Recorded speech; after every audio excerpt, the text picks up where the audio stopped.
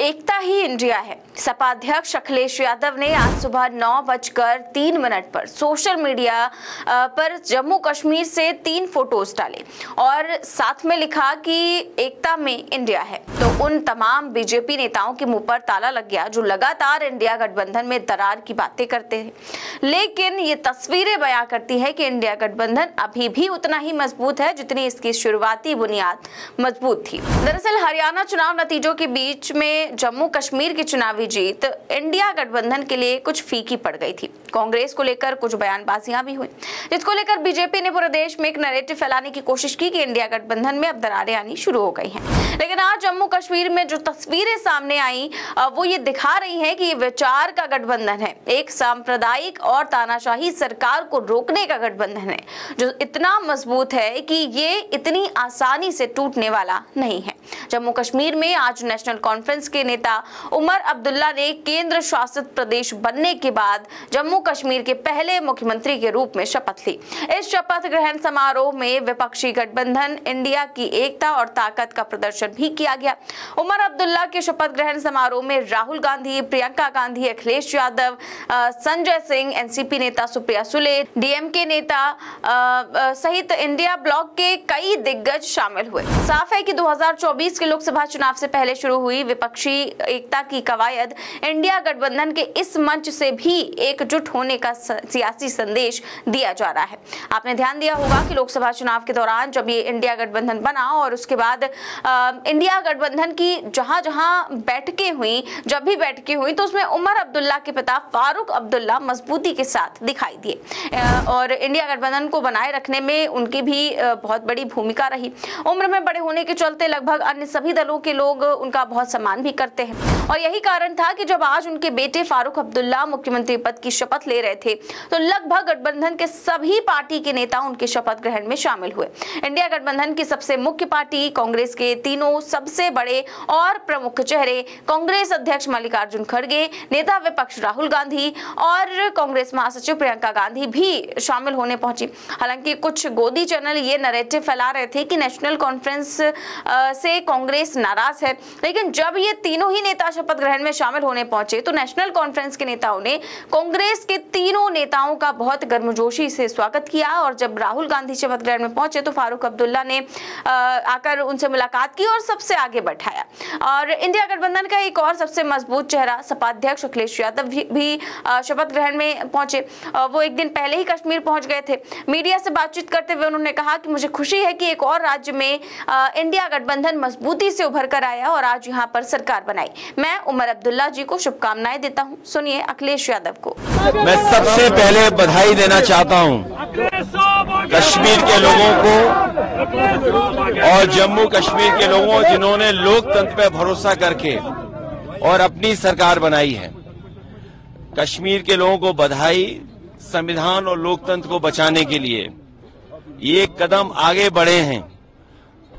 उनको पूरा प्रदेश का दर्जा मिले, ये अगला कदम है और हमें उम्मीद है कि जिस तरीके से यहाँ के लोगों ने मतदान किया है, भविष्य में पूरे दर्जे का भी जो स्टेट का सवाल है वो उनके हिस्से में आएगा। मैं साथ ही साथ आदरणीय फारूक अब्दुल्ला साहब को उनकी पार्टी की सबसे बड़ी जीत के लिए बधाई देता हूं। उमर जो मुख्यमंत्री बनने जा रहे हैं उनको बहुत बहुत मुबारकबाद। मुझे उम्मीद है कि कश्मीर के लोगों के साथ, जम्मू कश्मीर के जो भरोसे के साथ उन्हें जिम्मेदारी मिल रही है वो जिम्मेदारी निभाएंगे और प्रदेश को और तरक्की और खुशहाली के रास्ते पे लेके जाएंगे। कश्मीरी आवाम के लिए सबसे बड़ा संदेश यही है कि पूरा देश उनकी तरफ देख रहा था और समाजवादी लोग उनकी भावना को समझते हैं। देश खुशहाल तभी होगा जब जम्मू कश्मीर साथ साथ चल करके खुशहाली के रास्ते पे जाएगा और जो सीमा के हमारे जितने भी प्रदेश हैं उनको विशेष अवसर, विशेष सुविधाएं और विशेष तरह के उनके फैसले हों जिससे उनकी खुशहाली और तरक्की के साथ साथ वो आगे बढ़ें। अखिलेश यादव ने आज भी सुबह कुछ फोटो शेयर करते हुए देश को ये बताने की कोशिश की कि इंडिया गठबंधन अभी भी उतना ही मजबूत है जितना लोकसभा चुनाव के दौरान था। फारूक अब्दुल्ला ने अखिलेश यादव और राहुल गांधी को एक साथ बिठाया। यही नहीं, अखिलेश और राहुल गांधी की एक और फोटो भी सोशल मीडिया पर जमकर वायरल हो रही है, जिसमें अखिलेश यादव और राहुल गांधी दोनों एक दूसरे से बहुत ही गर्मजोशी से हाथ मिलाते हुए दिखाई दे रहे हैं। वहीं आम आदमी पार्टी के सांसद संजय सिंह भी जम्मू कश्मीर पहुंचे। आम आदमी पार्टी, जिसका जम्मू कश्मीर में अपना कोई खास जनाधार नहीं है, लेकिन फिर भी उसने जम्मू कश्मीर में अच्छा प्रदर्शन करते हुए विधानसभा की एक सीट पर कब्जा कर लिया।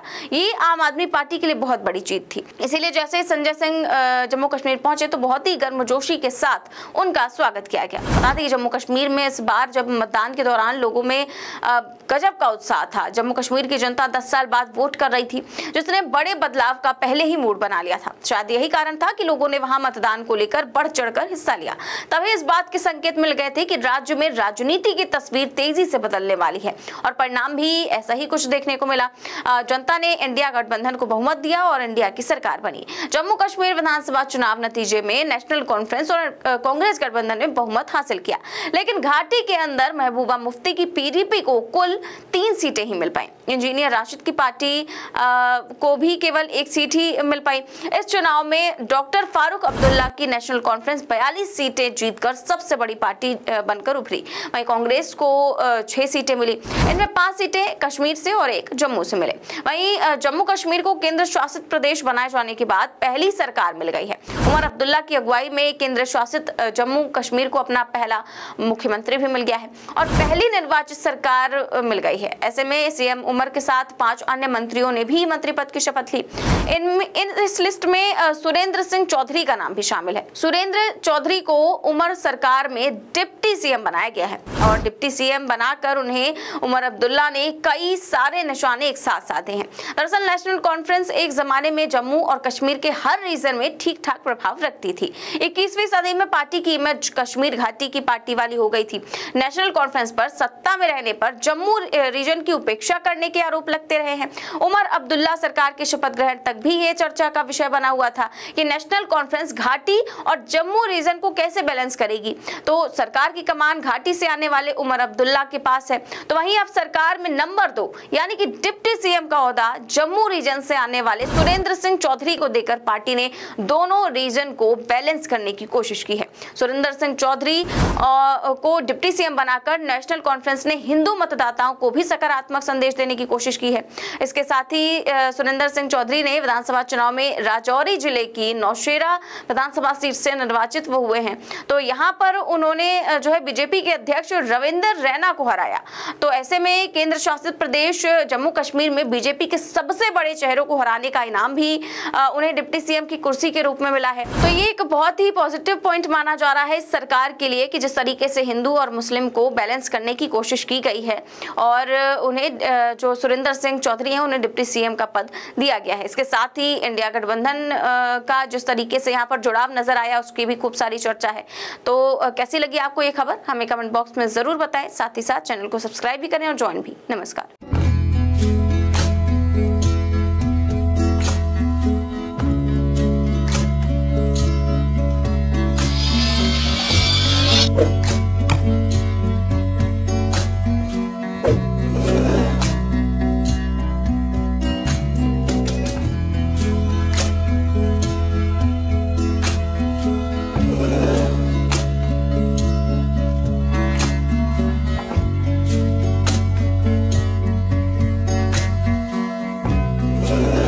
you